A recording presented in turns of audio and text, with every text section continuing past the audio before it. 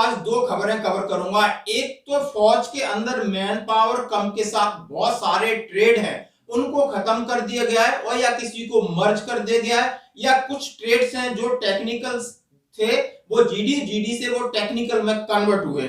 ये है उसकी लिस्ट में आपके साथ पूरा शेयर करूंगा। और दूसरा है हमारे भूतपूर्व सैनिकों के लिए जो कि डीएससी में नए नियमों के साथ पहली भर्ती की हुई है शुरुआत।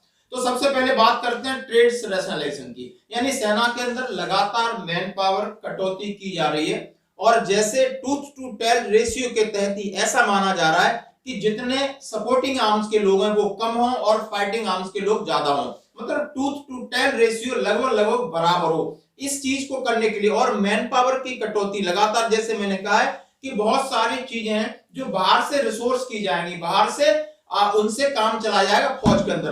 तो आइए हम बात करते हैं कि कौन कौन से ट्रेड हैं जिनको फौज से खत्म किया गया है और जिनको मर्ज किया गया है पूरे ऑल आर्म्स के अंदर। इसकी डिटेल लेके आपके साथ शेयर कर रहा हूं। Integrated headquarter MOD army AGMP3 rationalisation of trades of Indian army. मैं पढ़ के सुनाऊं, ट्रेड टू बी मर्ज, कौन से ट्रेड मर्ज हो गए, यानी एक आदमी अब 4 आदमी का काम करेगा। हर आदमी जाता है फौज में, अलग अलग ट्रेड होते हैं। अब आपके ऊपर एक और जिम्मेदारी है, आपके ऊपर और काम बढ़ने वाला है। जैसे कि उन्होंने कोर्स ऑफ इंजीनियर AOC और EME में वेल्डर, मशीनिस्ट, आर्टिसन और मेटलर्जी GD, उनको सिर्फ एक ही नाम दे दिया, आर्टिसन मेटल वर्क्स।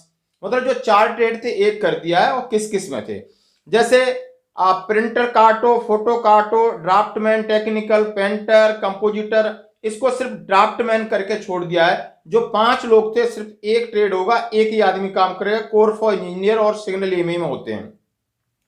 और आपने देखा driver MT, driver special, DR और आर्टिफिसर जो भी है उनको सिर्फ ड्राइवर मिलिट्री व्हीकल्स करके DMV हो गया अभी, ड्राइवर मिलिट्री व्हीकल्स। और कोर्स ऑफ इंजीनियर, ये सब common to all arms and service. DMV ये चाहे आर्मी है, एयरफोर्स एंड नेवी, सब में एक ट्रेड कर दिया है। इसी तरह उन्होंने operator radio, mate assistant and हैंड्रोम ऑपरेटर APCO आर्मी एविएशन, उसमें सिर्फ ऑपरेटर रेडियो कर दिया आर्मी एविएशन, जो आप समझते हो जहां हेलीकॉप्टर वगैरह आते हैं। Line of clerk SD, clerk IM, Adam assistant, अब एडम असिस्टेंट इसका नाम रख दिया, क्लर्क SD वगैरह सब हटा दिया है। और ये common to all arms and service, army, air force, navy में भी आपको पहले से एयरफोर्स में चलता था, एडम असिस्टेंट नाम है उसका। और आप उनको कोई बाबूजी या ऐसा कोई ट्रेड अब नहीं रह गया है। EME में कम से कम 10 ट्रेडों को मिला के एविएशन टेक्निकल कर दिया है। जो कि लोग एविएशन के अंदर टेक्निकल होते हैं, अलग अलग ट्रेड थे, एविएशन टेक्निकल, एविएशन फलाना, एविएशन अलग अलग पार्ट के गए। अब उन्होंने एविएशन टेक्निकल कर दिया है, बाकी ट्रेड को हटा दिया है। Support staff, ER, tailor, unit, ये सब common to all arm service. ये आपने देखा होगा, टेलर अलग होता है, ER अलग होता है, और दूसरे उन सबको इकट्ठा कर दिया है। और उन्होंने आर्टिसन म्यूजिक वर्क्स, यानी जो आपने देखा होगा लकड़ी का काम करने वाला है, पेंटर है, डेकोरेटर है, इस तरह के जो ट्रेड थे मिला करके उनको मिसलेंस वर्क्स कर दिया आर्टिसन। मतलब इतना बड़ा आपका मर्जेस हुआ है ट्रेड का। और ट्रेड टू बी डिलीटेड, इसमें लैग्रोथम, मशीन एडिटर, साइको, ट्रांसेक्टर, कई ट्रेड हैं जो खत्म कर दिए गए हैं। और कुछ ट्रेडों को टेक्निकल अपग्रेड किया गया, जैसे operator fire control, OFC trade RT में होता है, AD में होता है और किसी में होता है, उसको टेक्निकल में डाल दिया गया है। There will be change in terms and condition existing cadre 1 April 2023 से। और इसका QR एनरोलमेंट का सब अग्निवीर के लिए ये हटा कर दिया गया है। तो कितने ट्रेड हैं, यानी 127 ट्रेड थे, अब 99 ट्रेड रह गए, यानी 28 ट्रेडों को मर्ज करके ट्रेडों की संख्या कम कर दी है दोस्तों। और लिखा है the above my merger our deletion upgradation of trade shall be applicable only with current year 2022-23 to Agniveer being enrol and their enrolment.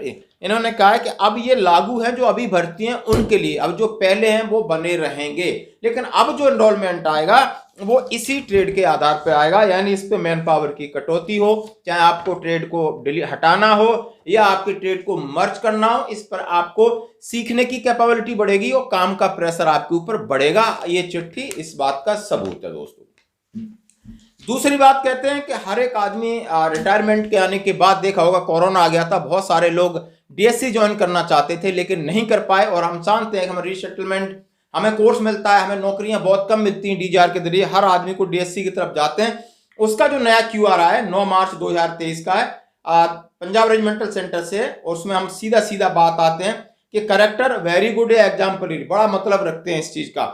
Discipline not more than 2 red ink entry during entire former service, 2 red entry आपकी पूरी service में होना चाहिए। और इसमें section 34, 35 on active service और 41 किस में होना चाहिए किस में नहीं होना चाहिए लिखा है। 48 के अंदर तो कोई एक्सेप्ट ही नहीं है। Punishment awarded red and black entry in extra guard duties under army acting section in last 5 year नहीं माना जाएगा। No red ink entry in last 3 year for former service, last 3 साल कोई रेड एंट्री नहीं होनी चाहिए थी। सर्विस उन्होंने बता दिया है, मेडिकल कैटेगरी आपको सेफ 1 बता दिया है, और सर्विस क्राइटेरिया क्लर्क के लिए gap of should be with in 5 years कर दिया है क्लर्क के लिए, और जीडी के लिए सिर्फ 2 साल ही रखा है, जो कि बीच में चेंज हुआ था लेकिन फिर उन्होंने चेंज कर दिया है। Age 46 year for soldier GD और 48 ईयर फॉर क्लर्क सोल्जर के लिए है, ये कर दिया है। एजुकेशन क्वालिफिकेशन सेम है।